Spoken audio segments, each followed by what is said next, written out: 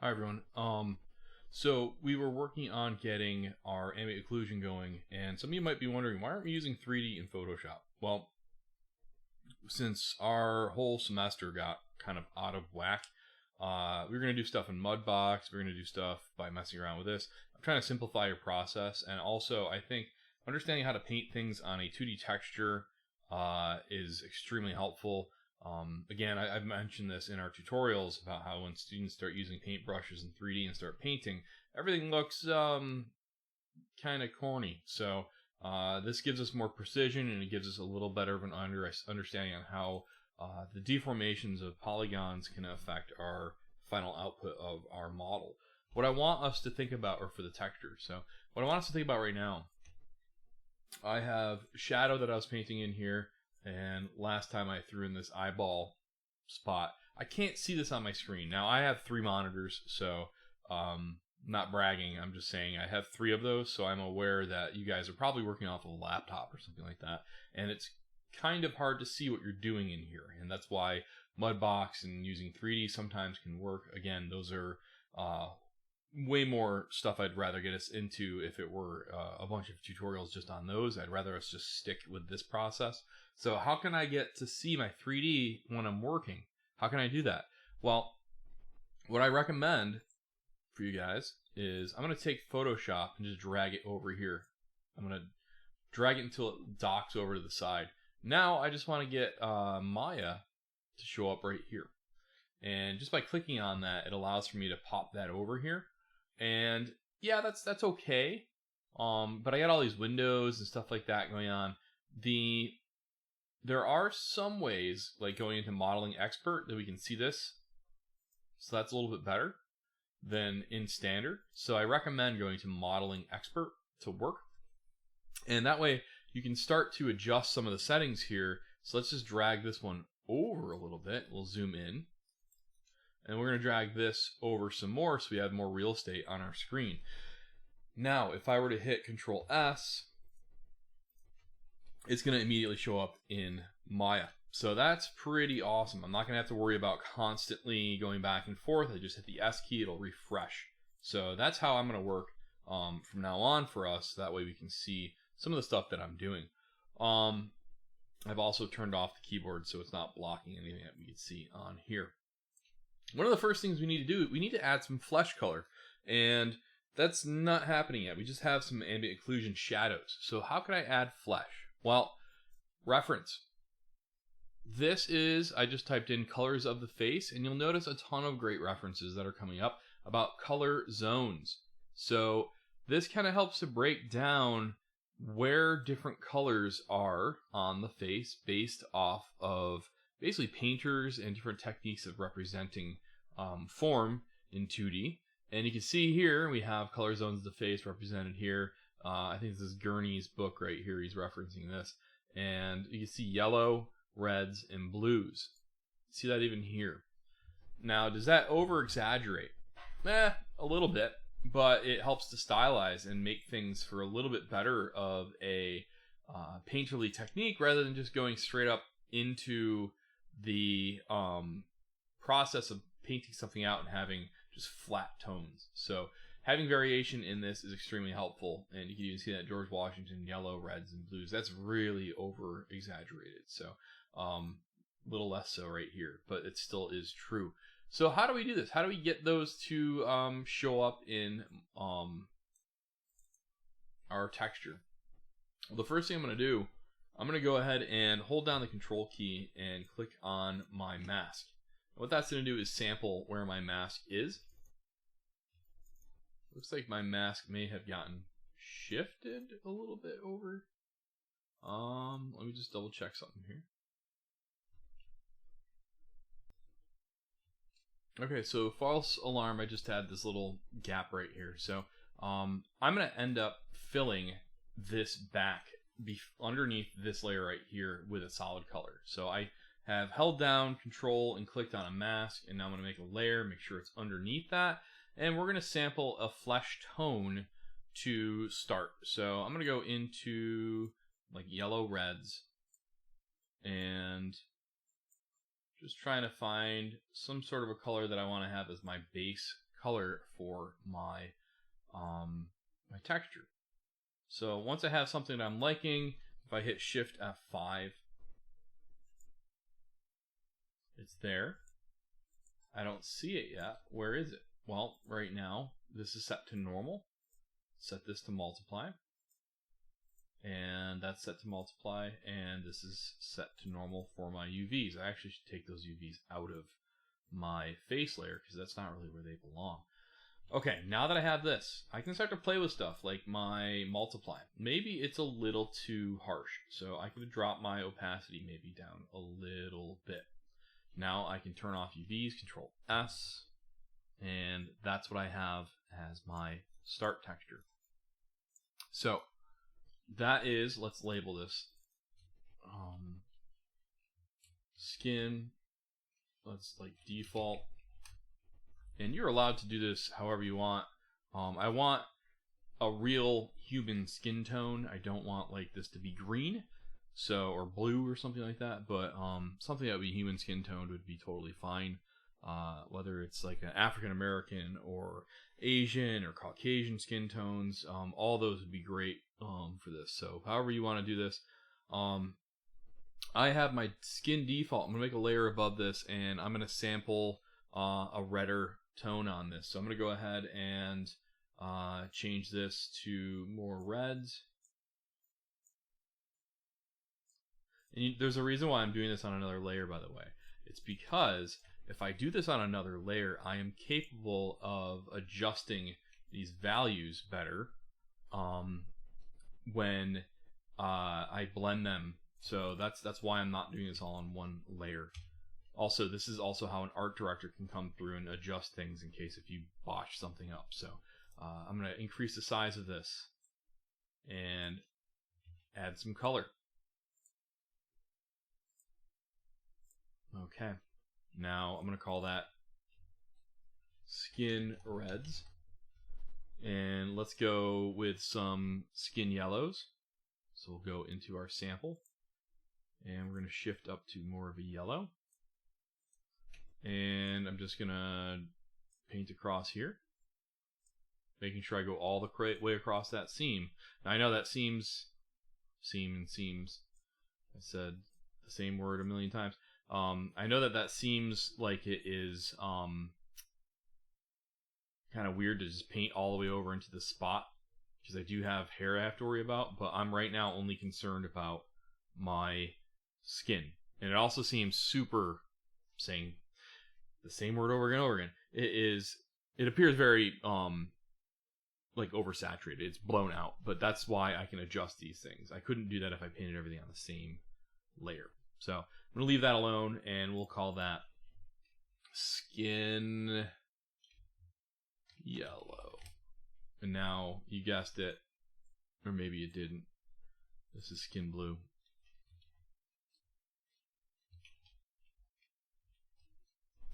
And so now we're going to, again, go to a blue. I don't need to go super deep on that, but just something like that maybe. All right. Now I have these tones. Let's hit Control S. And wow, there's that. Okay. So it's working and it's not working. It feels like it's something I can work with in the sense of tones, but it also seems way too much. So that's why I can go into my opacity and start pulling some of these back. So I pulled that one back. I'm going to leave the reds intact. I'm going to go a little bit less, but that's pretty good. Yellow definitely has to come down.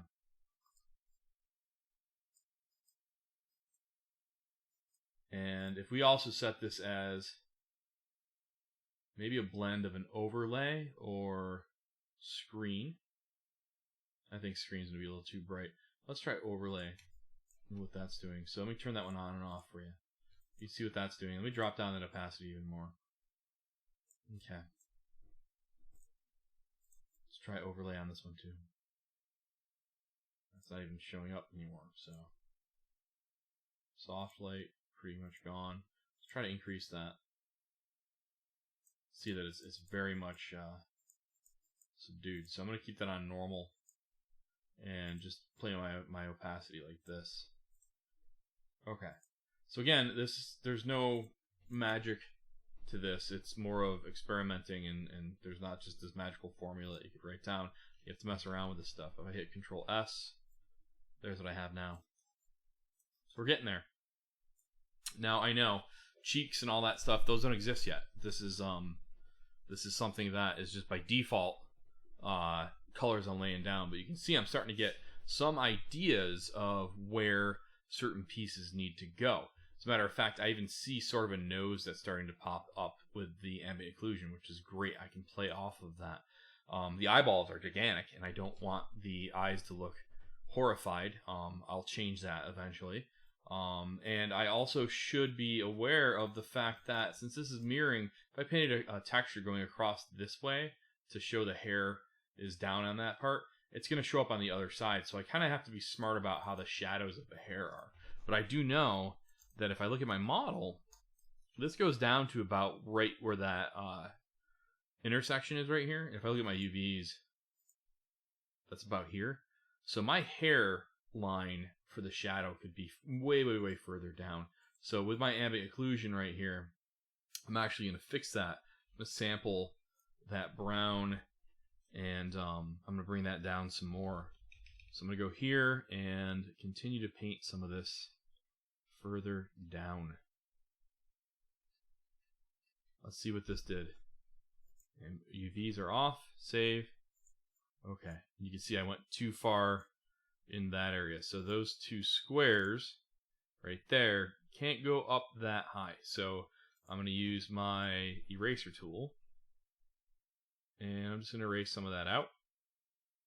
And I know that that seems like a harsh treatment for that. That's why I can use my let's just go into the, let's see, where did that tool go? It is starting to become painfully obvious that I need sleep again. Let's see. If I sing a song, generally that helps, right?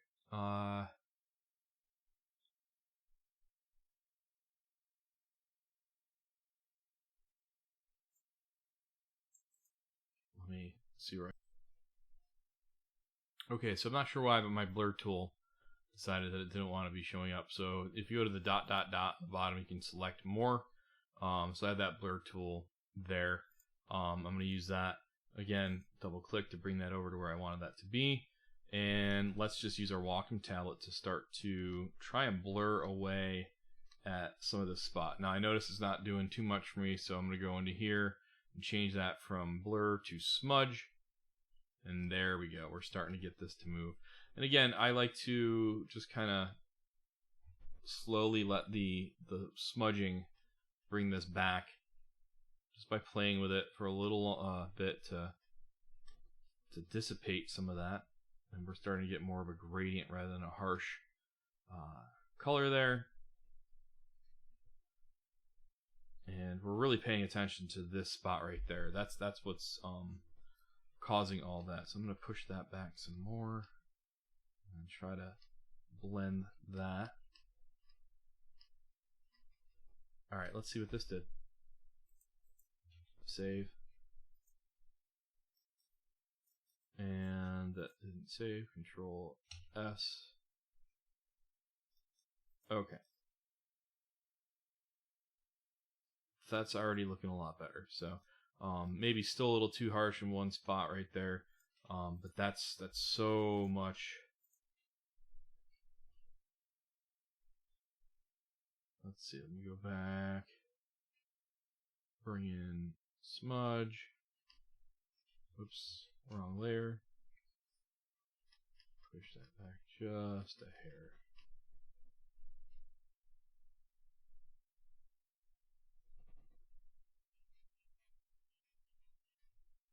And all right, I'm gonna leave that alone for now, and I'll go back to it once I know what the color of the hair is and all that stuff. So this is starting to shape up. I need to be aware of the planes of the face and how this is shaping my model. So let's type in girl planes of face. So this is more of like a chibi face. I'm trying to stay aware of how to represent that like that. So I have a bunch of images on my other side of my screen that are giving me some examples of faces and the planes of faces. I think this might be good to see kind of how that shape is going on down here. And then we have our shape of the mouth. Now you guys are taking the texturing class or the ZBrush class from Scott. You guys have already talked about that. So that's great that we're both kind of coinciding with the instructions right now. So I'm going to try and shape out some of the face by painting in some planes here. And I'm just going to actually do that by making another layer, and I'll call that planes, I guess. This doesn't have to be anything crazy. I want the opacity to be down quite a bit too, so I can build this up. And I'm going to have to check this from time to time to see if I'm going off course from my model. So let's say that I start right here, and I do something like that, and I go right here, and then around here. Okay, and I'm actually gonna also go with my opacity on my eraser and drop that down so I can slowly take away. Let's hit save. And that gave me some planes of the face. You'll notice I didn't continue that over here, so I have that gap. So if I go into here and start to paint that, erase out some of it, just to make sure that it coincides correctly. All right, that's looking a little bit better. And you'll notice right around here, I probably want that to be a highlight. So I'm going to actually erase out this eyeball because it's starting to get in the way. Not all of it, just enough to be able to work with that. That actually gave me a nice little shadow for reference later on. And I'm actually going to erase out the edge of the eye a little bit more because it's a little bit too close and it's a little not as defined as I would like that to be. So if I erase this, go around here, Control S.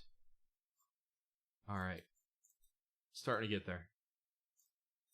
So this is how we slowly start to build out the shapes. I'm going to actually go now underneath the nose and somewhere around here to try and push back the ocular cavity. The ocular cavity. Sorry, I went Yoda for a second. So let me try to push some more tones in this. So I'm going to go a large brush and build up. So brush, building up, and now drop my opacity. It's always nice to have your opacity low because you can constantly add more to it. You don't have to worry about stuff just not being there. So, or going too fast. So I should say. So I can easily subtract and add rather than just take a huge cut out of something or add way too much data to it. So I know right away that would be too much. If I hit S on this now, you'll see right away that looks way more human because I put shadows where the eye is. So a lot of times people don't even think about that hood or that roof that ends up having oh, that's not it. That is, let's see, where did my reference go? There it is, right here. So this is in shadow. These are in shadow, and that's highlight. So we want to be able to kind of mimic that concept while we're building these up. And so I'm going to make sure that I slowly do so. And probably the most harshest spots would be corners. So if I were to go somewhere around here and build that up, and now I'm going to use my Smudge Tool, blend those together.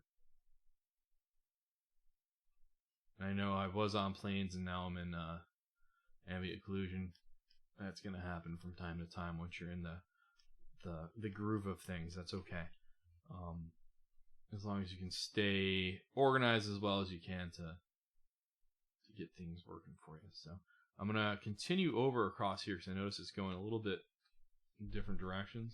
If I hit save here, okay, that's starting to look like one of the worst world leaders that we've had in a long time. We don't need that little mustache, so we went a little too deep on that. So I'm gonna just knock that back with my eraser tool, and now S. That's better. So we have the shadow under the nose.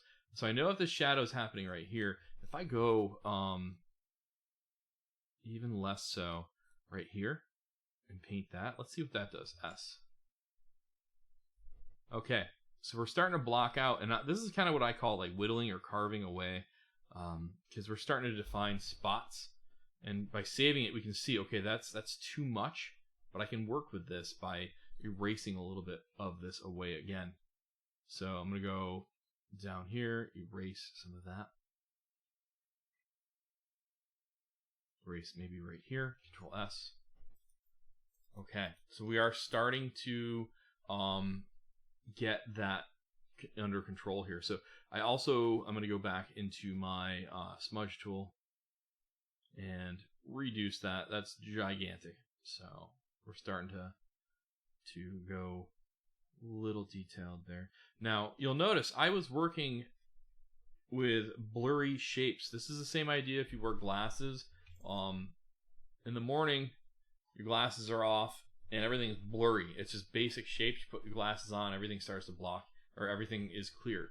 You don't work by painting textures from going super high texture detail and then trying to block out little forms. It never works that way. You always want to work from big to small details. So this is already starting to get too detailed for me to be working in. So I'm going to move away from that. I'm actually going to go to the mouth and try to figure out how I can get this mouth to block itself out. Doing this, I know that this is more of like a Final Fantasy character, so I can look at characters that might fit like that. So I'm going to type in like, I don't know, Final Fantasy 10. I think there's, or nope, not that one. Maybe like 9, I think would be better. And there are certain characters I think that would fit in style for that. We can see there's Garnet right there. She's kind of got that similar shape. Now she's making a weird face. There's a little bit more of a normal face, but still kind of weird. But these kind of represent, I think, more of the aesthetic that I was doing when I modeled out this character. So these are all great to kind of use as references for the shape of the mouth and all that fun stuff. Now, you don't want to duplicate things directly from somewhere. You want to always make your own decisions, but I can see where these can go, and I can see how the mouth is being put in. So I'm going to start blocking out some other spots. So I'm going to go back into my planes of the face and start to try and block out the upper lip. Now, the upper lip, if we look at references that I provided for you guys, it isn't like you're painting a mouth that's just like drawing the mouth out. You're painting the shadows first. So don't, again, break down the details. You're putting in slow amounts of refinement. So first going to smooth or blur out some of this stuff because I think that went a little too high. And now I'm going to use that brush tool, and I'm going to put in hopefully a mark of where the underneath the lower lip is going to be. And then I want a mark of where that upper lip is. Let's save. And okay, it looks like she's whistling, but you know what? I think I've got some good markings here. So if I were to take this and work that up, I'm going to use the blur tool again. So I got my smudge or my blur, and I'm starting to move that around. Save. It's a lot better for the size of that. And okay, so you can see I went beyond. I'm even painting in spots that don't even exist. So I need to make sure that I'm not going too far.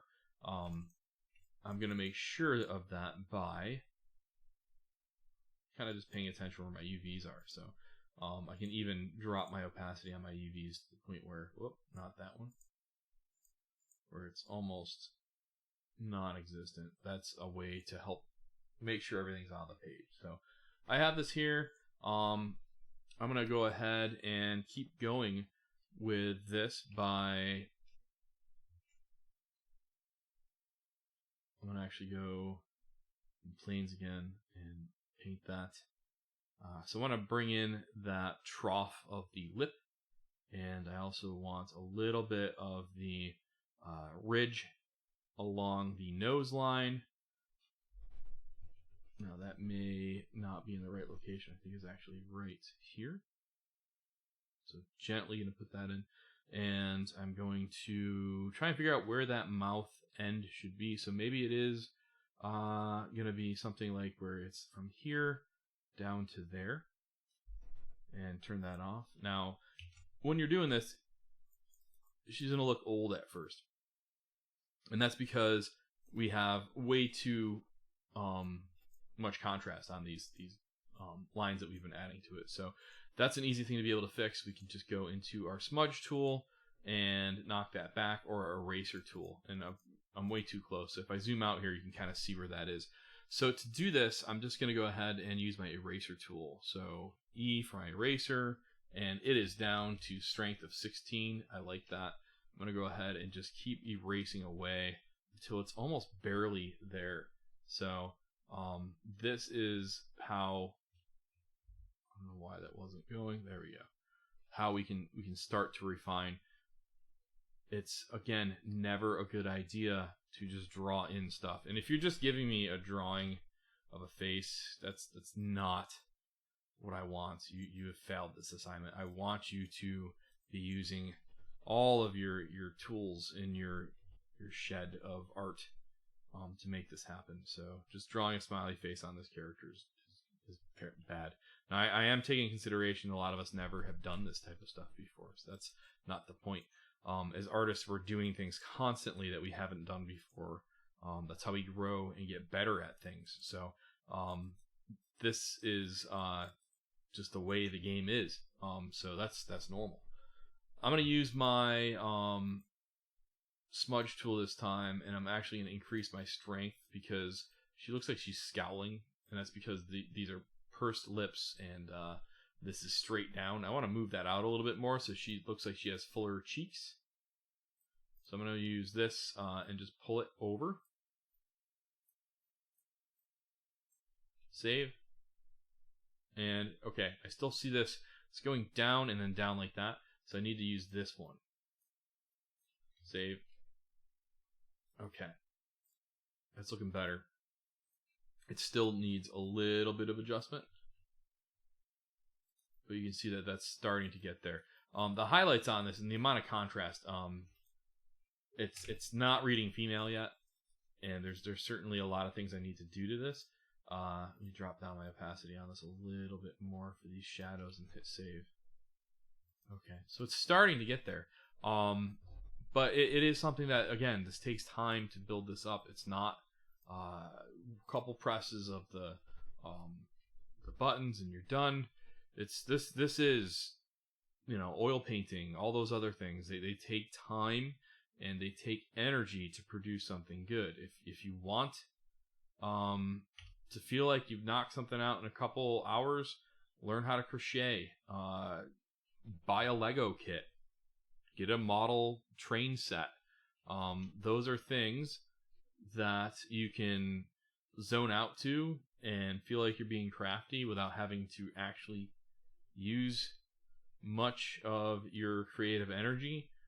Those are crafts. Those are totally normal things to do. It's okay, but the industry is looking for innovative people who have climbed mountains digitally and tried to do awesome things that have never been seen before. And the only way to get there is by taking chances and spending the time in front of a computer to do this stuff. This is starting to come together. Her eyes and everything, she looks like a grandma. But that's okay. We'll finish that up later. But this is, you can see how we can build out our texture. If we look at this, it looks disgusting when we zoom out. Like, I would never imagine that would be a texture for a model. But if we add it to the actual 3D model, it looks like an underpainting, and that's kind of really the whole point of this. We're trying to put the landmarks in first before we go a little too far in the detailing. So that is it for this current video. We will be going into our next video where we work even further from here. Just adding a little bit of highlight here across here by erasing, and you'll see when this loads, I now have highlights there that I didn't have before. That only came from blurring or erasing. So that's how we can get these things to go. Practice, practice, practice. That's how you get good at this stuff. So, all right. I will see you guys in the next video.